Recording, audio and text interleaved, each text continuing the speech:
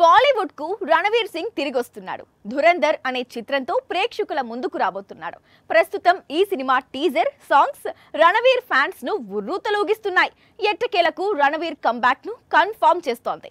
దీంతో పాటు age gap కాంట్రవర్సీని మళ్ళీ తెరపైకి తీసుకొచ్చాడు ధురంధర్. బాలీవుడ్ మొత్తం కూడా ధురంధర్ తో రణవీర్ సింగ్ కంబ్యాక్ కోసం ఎదురు చూస్తోంది. మరికొన్ని గంటల్లో ఈ చిత్రం ప్రపంచవ్యాప్తంగా విడుదలకు సిద్ధమవుతోంది. ఇప్పటికే ధురంధర్ కోసం కావలసినంత ప్రమోషన్ చేసి పెట్టాడు రణవీర్ సింగ్. ముఖ్యంగా సాంగ్స్ ఈ మూవీకి బజ్ తీసుకొచ్చాయి.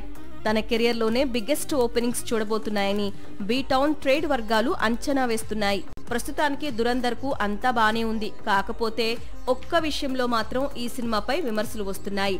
40 ఏళ్ల రణవీర్ సింగ్ కు జోడీగా 20 ఏళ్ల సారా అర్జున్ హీరోయిన్ గా నటించడం మళ్లీ ఏజ్ గ్యాప్ ఇష్యూను తెరపైకి తీసుకొచ్చింది.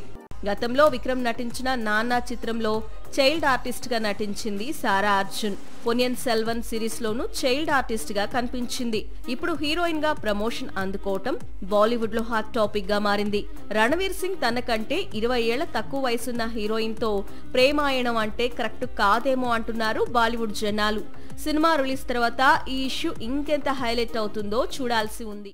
సాక్షి టీవీ ప్రసారాలను నిలిపివేయడం చట్టరీత్యా నేరం.